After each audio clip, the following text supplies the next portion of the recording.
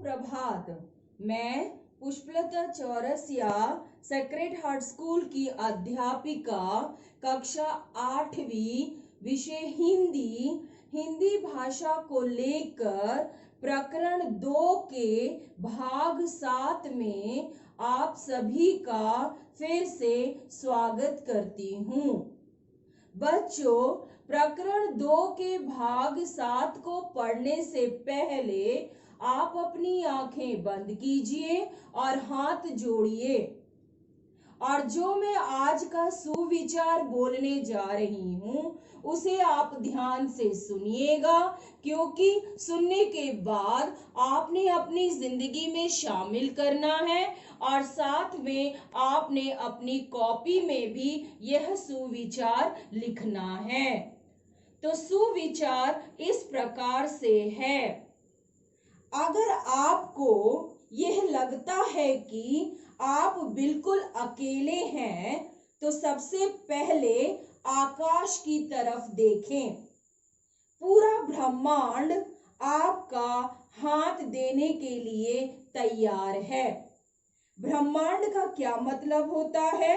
ब्रह्मांड का मतलब होता है संपूर्ण विश्व। मगर इसके लिए आपको जरूरत है तो सिर्फ मेहनत करने की। तो कहने का तात्पर्य ये है बच्चों कि आप अपनी जिंदगी में परिश्रम, मेहनत और साहस से अपनी परेशानियों को दूर करके अपनी जीत को हासिल कर सकते हैं। तो बच्चों, आप अपनी आंखें खोलिए। आज का दिनांक 19/6/20 है। प्रकरण 2। प्रकरण का क्या मतलब होता है? प्रकरण का मतलब होता है पाठ। पाठ 2 का भाग 7। पाठ का क्या नाम है? पाठ का नाम है हिम्मत और जिंदगी। हिम्मत का क्या मतलब है? हिम्मत का मतलब है साहस और बहादुरी। जिंदगी का क्या मतलब है? जिंदगी का मतलब है जीवन, सजीवता और जीवन काल। और यह एक निबंध है, और जो निबंध को लिखता है उसे हम निबंधकार कहते हैं। और निबंधकार का क्या नाम है? निबंधकार का नाम है श्रीमान रामधारी सिंह दिनकर। बच्चों, हमने प्रकरण 2 में भाग 7 तक, जो आज हम भाग 7 पढ़ेंगे, भाग 6 तक हमने क्या क्या पढ़ा? भाग 1 में हमने शीर्षक के मतलब को समझा, हिम्मत और जिंदगी का मतलब समझा। दूसरा, निबंधकार के परिचय से अवगत हुए।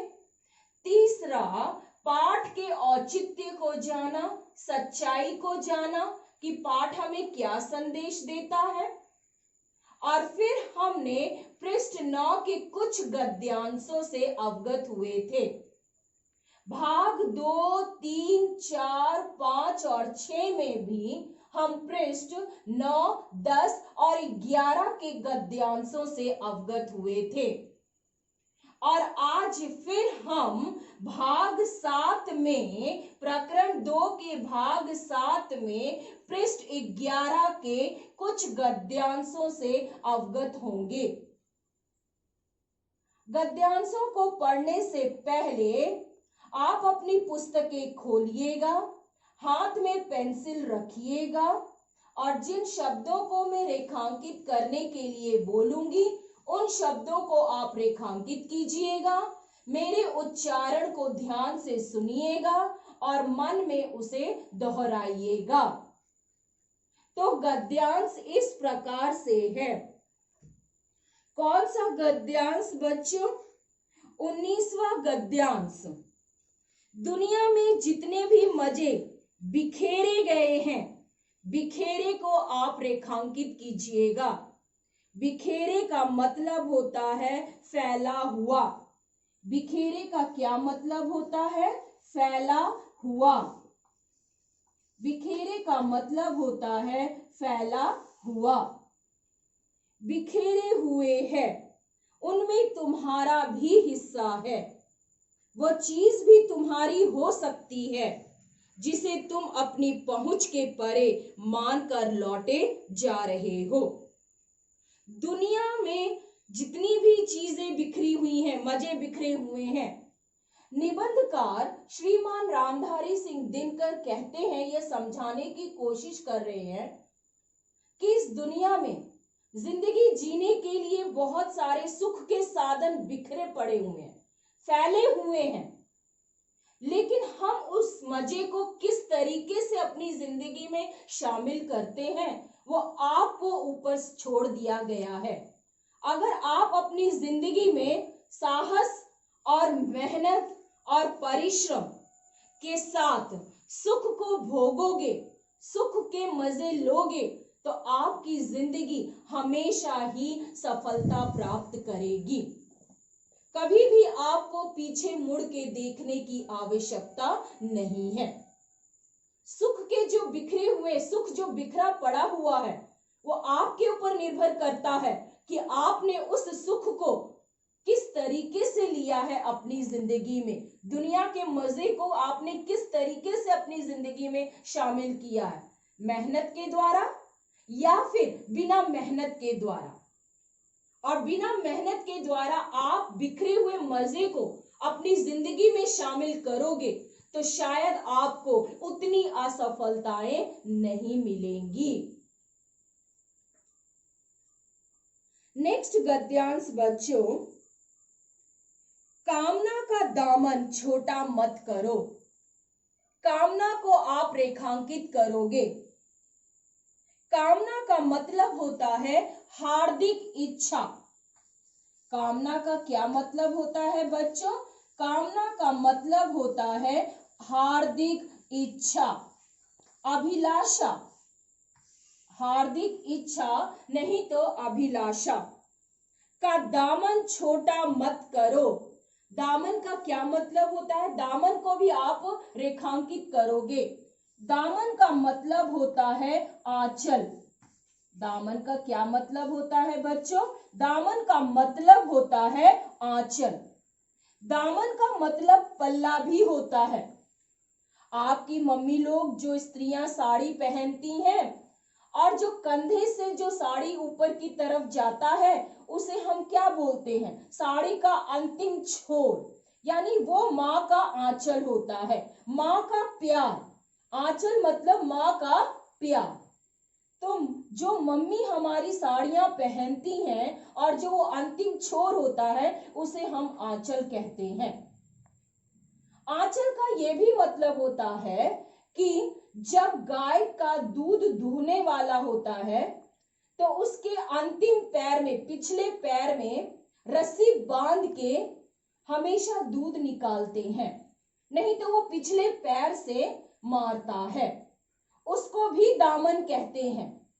लेकिन यहां पर पाठ हिम्मत और जिंदगी के अनुसार दामन का मतलब है आंचल, यानी प्यार, हार्दिक इच्छा का दामन। दामन मतलब आंचल और पल्ला। छोटा मत करो। जिंदगी के फल को दोनों हाथों से दबाकर निचोड़ो। निचोड़ो को भी आप रेखांकित करोगे। निचोड़ो का क्या मतलब है? निचोड़ो का मतलब है सारांश। निचोड़ो का क्या मतलब है बच्चों? निचोड़ो का मतलब होता है सारांश। निचोड़ो का क्या मतलब होता है? निचोड़ो का मतलब होता है सारांश। निचोड़ो का मतलब यहां पर क्या है बच्चों? सारांश। आप उसे भी रेखांकित कीजिएगा। रस की निर्झरी, निर्झरी को भी रेखांकित कीजिएगा। उसका मतलब होता है झरना। उसका क्या मतलब होता है बच्चों? उसका मतलब होता है झरना। तुम्हारे बहाए भी बह सकती है। तो यहां पर निबंधकार क्या कहना चाहते हैं, आपको क्या समझाना चाहते हैं इस गद्यांश से? कामना का दामन छोटा मत करो। जिंदगी के फल को दोनों हाथों से निचोड़ो। कहने का तात्पर्य है कि जिंदगी की जो इच्छाएं हैं, हार्दिक इच्छाएं हैं, अभिलाषा है, उसका आंचल छोटा मत करो। अगर आप कभी अपनी जिंदगी में असफलता पाए हो तो असफलता, परेशानियां, चुनौतियां अपनी जिंदगी में देखकर अपने दामन, अपने आंचल, अपनी रस्सी को छोटा मत करो, घबराओ नहीं। छोटा का मतलब ये है कि अब आगे मुझे नहीं बढ़ना है, ऐसा मत सोचो। आप फिर से कोशिश करो, और जब आप फिर से कोशिश करोगे, प्रयत्न करोगे, अभ्यास करोगे, तो आपका आंचल फिर से बड़ा हो जाएगा, आपकी जिंदगी की इच्छाएं बड़ी हो जाएंगी। इसीलिए जिंदगी में कभी भी अपनी हार्दिक इच्छा को, अभिलाषा को, मकसद को, उद्देश्य को कभी भी कम नहीं करना चाहिए।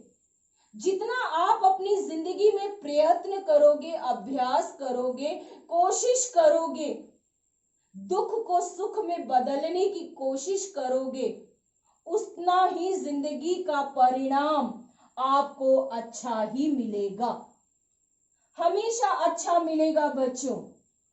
जैसे कि हम नींबू को निचोड़ते हैं, दोनों हाथों से हम नींबू को निचोड़ते हैं, और निचोड़ने के बाद जो रस मिलता है, और उस रस से हम अपने आप को तृप्ति मिलती है। हमें सुबह सुबह हेल्थ के लिए हम जूस पीते हैं, रस पीते हैं, तरह तरह के फलों का रस पीते। क्यों? क्योंकि हमारा हेल्थ ठीक रहे, हम स्वस्थ रहें, और स्वस्थ रहेंगे तो हम अपनी जिंदगी को आगे बढ़ा सकेंगे। उसी प्रकार हमारी जिंदगी भी है। हम अपनी जिंदगी को जितना प्रयत्न करेंगे, हम अपने शरीर से, बुद्धि से, बौद्धिक, शारीरिक और मानसिक, ये तीनों तरीके से अगर हम अपनी जिंदगी में शामिल करेंगे अपने आप को, तो रस की तरह ही हम मेहनत कामयाब आगे होगा हमारा, हम आगे निकलेंगे ही निकलेंगे। क्योंकि हार्ड वर्क, कभी भी कठिनाई आती है जिंदगी में, लेकिन मेहनत, हार्ड वर्क करने से कभी भी असफलता, कभी भी सफलता जो होती है असफलता में नहीं बदलती बच्चों। जिंदगी में असफलताएं आएंगी, लेकिन आपको उससे घबराना नहीं है। आपने देखा होगा, इस चित्र में देखिए, ये चित्र किसको दर्शा रहा है? ये चित्र झरने को दर्शा रहा है। किसको दर्शा रहा है? झरने को। आपने देखा होगा कि झरने का पानी जब नीचे की तरफ आता है तो उसमें कोई भी रुकावटें नहीं होती, बड़ी आसानी से पानी बह रहा होता है। लेकिन आपको पता है कि झरना का जो पानी होता है वो कितनी चट्टानों को काट कर आ रहा होता है, कितनी पहाड़ों को काट के बह रहा होता है, तब जाके हमें वो वाटरफॉल और वो झरना हमें देखने में सुंदर लगता है। लेकिन आपको पता है कि वो कितनी मुसीबतों को झेलते हुए आ रहा होता है। उसकी जिंदगी में क्या मुसीबत होती है? कितने छोटे छोटे पत्थर, झाड़ियां, पेड़ पौधे, बड़े बड़े चट्टानों को काट कर निकलते हुए, अपनी छाती को काट कर निकलते हुए वो आता है, और फिर पहाड़ों से वो बहता है, और जब हम उसे देखते हैं तो हमें वो झरना बहुत ही सुंदर दिखाई देता है। उसी प्रकार हमारी जिंदगी भी है कि हमें छोटी छोटी मुसीबतों को झेलना है, और खतरा मोल लेना है, और खतरा से आगे मेहनत से, अभ्यास से हम झरने की तरह साफ, पवित्र और शांति बनाए हुए इस जिंदगी को हिम्मत के साथ हम आराम से जीत सकते हैं, अपनी हार को जीत में बदल सकते हैं बच्चों। तो इस प्रकार से निबंधकार जी ने हमें समझाने की कोशिश किया है कि अपनी इच्छाओं को कम नहीं करना चाहिए। 20वां गद्यांश। 20वां गद्यांश बच्चों ये एक कविता है। इस पाठ का उपसंहार के रूप में, यानी कंक्लूजन के रूप में कि इस पाठ से आपको क्या शिक्षा या प्रेरणा मिलती है, इसमें निबंधकार ने कविता के रूप में आपको बताया है। कविता ये है तो इसीलिए ये पद्यांश है, मैं इसे गद्यांश नहीं पद्यांश इसलिए बोल रही हूं कि ये कविता की कुछ पंक्तियां हैं। ये अरण्य झुरमुट जो काटे अपनी राह बना ले। अरण्य का क्या मतलब होता है? अरण्य को आप रेखांकित करोगे, अरण्य का मतलब होता है जंगल। अरण्य का क्या मतलब होता है बच्चों? अरण्य का मतलब होता है जंगल। जंगल और वन जो पर्यायवाची शब्द, हमेशा पर्यायवाची शब्द दो दो लिखना चाहिए। झुरमुट, झुरमुट का क्या मतलब होता है बच्चों? पास पास उगे हुए झाड़ों का समूह। पास पास पास पास उगे हुए झाड़ों का समूह। झाड़ों का समूह। झाड़ों का समूह।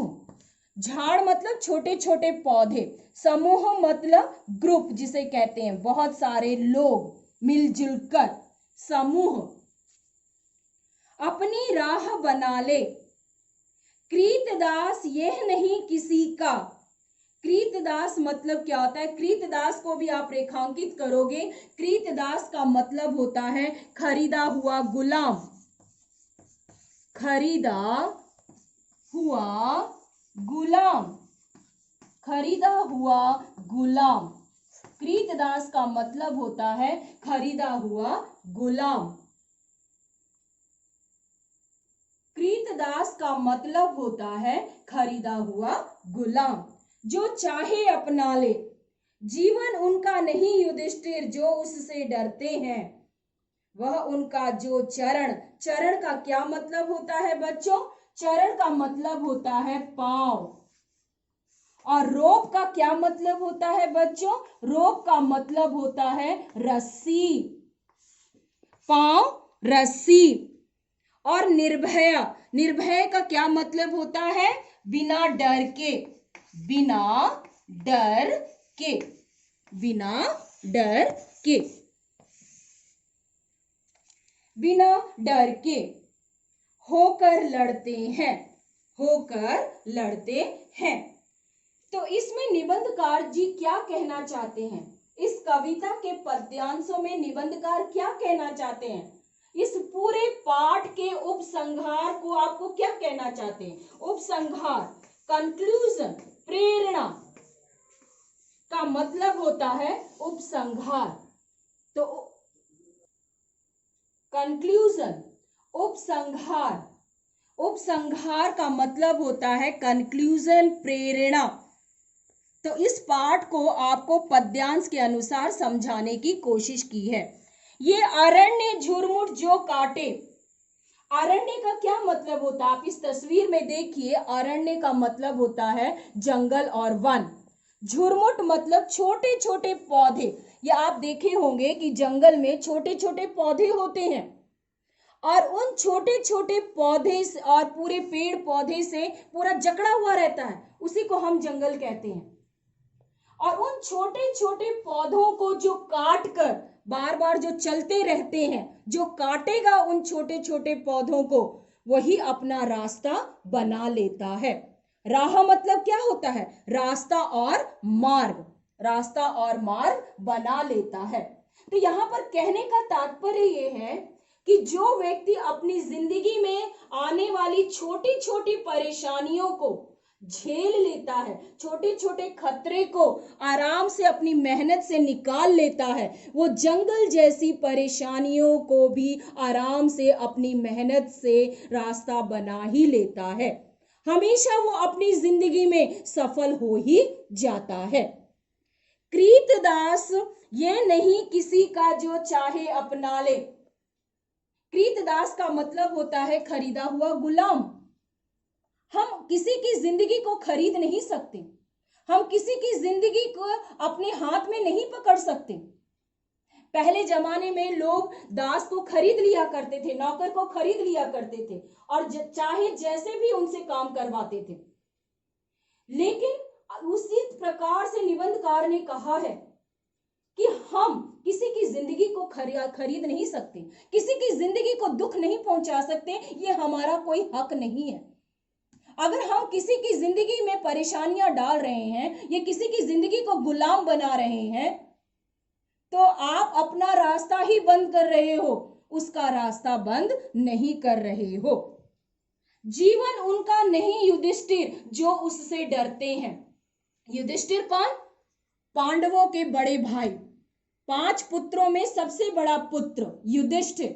युधिष्ठिर, भीम, अर्जुन, नकुल और सहदेव, जो आपने महाभारत के दौरान पढ़ा था। तो निबंधकार कहते हैं कि जीवन उनका नहीं युधिष्ठिर जो उससे डरते हैं। जो परेशानियां, चुनौतियां या संघर्ष से जो लोग डर जाते हैं, उसके लिए जिंदगी नहीं है, जिंदगी जीने का नाम नहीं है। वो जी नहीं सकते इस जिंदगी को, क्योंकि वो मेहनत और परिश्रम से घबराते हैं। वह उनका जो चरण रोप निर्भय होकर लड़ते हैं। कहने का मतलब है कि जो परेशानियों में अपने पांव को आगे बढ़ाते हैं, बिना डर के चुनौतियों का सामना करते हैं, परेशानियों का सामना करते हैं, खुशी पूर्वक अपनी जिंदगी में सामना करते हैं। खुशी पूर्वक मतलब क्या होता है बच्चों? खुशी पूर्वक अपनी जिंदगी को शामिल करते हैं और अपनी जिंदगी को खुशहाल फूल की तरह बनाते हैं। जिस तरीके से फूल जो है वो पूरी जिंदगी को खुशी देता है, सुबह सुबह अगर हम खिले हुए फूल को देखते हैं तो हमारा जीवन बहुत सफल हो जाता है। उसी प्रकार हमारी जिंदगी होनी चाहिए फूलों की तरह, कि सभी को खुशी दे। फूल क्या अपनी खुशी खुद देता है, खुद लेता है? नहीं, बिल्कुल भी नहीं। वो दूसरों को खुश करने के लिए खिलता है, वो दूसरों को खुश करने के लिए फूल खिलता है। हर तरह के रंग फूल खिलते हैं और हम उन्हें देखकर अपनी खुशी को वापस लाते हैं, चाहे हम कितना भी दुखी क्यों ना हो। लेकिन जब हम फूल को देखते हैं तो हम बिना डरे हुए अपनी परेशानियों से पीछा छुड़ा लेते हैं और छुड़ाने के बाद हम खुश महसूस करते हैं। तो कहने का तात्पर्य बच्चों इस पाठ में ये है, हिम्मत और जिंदगी का, कि अगर आप छोटी छोटी यानी झाड़ों की छोटी छोटी परेशानियों को समझोगे तभी आप बड़ी परेशानियों को समझ सकोगे। और चाहे छोटी परेशानी हो, छोटी चुनौती हो, चाहे बड़ी चुनौती हो, संघर्ष तो बच्चों करना ही करना है। लेकिन संघर्ष मेहनत, बहादुरी, साहस के साथ करोगे तो आप अपनी जिंदगी में कामयाब होंगे ही होंगे। यही निबंधकार आपको इस पाठ में, हिम्मत और जिंदगी पाठ में समझाने की कोशिश किए हैं। तो आपको ये पाठ समझ में आ गया होगा। इस तरीके से इस पाठ की समाप्ति होती है। प्रकरण 2 पाठ 2 हिम्मत और जिंदगी निबंध की समाप्ति होती है। पाठ के बीच में अभ्यास हम कर लेते हैं कुछ। तो पाठ के बीच के कुछ विलोम शब्द मतलब विपरीतार्थक शब्द। आदान का विलोम क्या है? प्रदान। उर्वरा का विलोम शब्द क्या है? बंजर। तीसरा, प्रवृत्ति का विलोम शब्द क्या है? निवृत्ति। चौथा, संक्षेप का विलोम शब्द क्या है? विस्तृत। पांचवा, रक्षक का विलोम शब्द क्या है? भक्षक। तो मैं आपसे अंतिम में 2 या 3 मौखिक प्रश्न पूछती हूं। रेगिस्तान में किसका जन्म हुआ था जो इतिहास में आते हैं? रेगिस्तान में मुगल साम्राज्य अकबर का जन्म हुआ था। हम अपनी जिंदगी को कामयाब कैसे बना सकते हैं? हम अपनी जिंदगी को कामयाब अपनी साहस और बहादुरी से बना सकते हैं। और हमेशा मेरी तरफ से ये संदेश है कि हमेशा दूसरों की भलाई करो, दूसरों की भलाई करोगे तभी आप अपनी जिंदगी में सफलता पा सकोगे बच्चों। तो ये था भाग 7 हिम्मत और जिंदगी पाठ 2 में भाग 1, 2, 3, 4, 5, 6 और 7 की सहायता से पाठ 2 की समाप्ति होती है। बच्चों, आप अपने माता पिता के साथ खुश रहिएगा, यही मेरा आशीर्वाद है। धन्यवाद।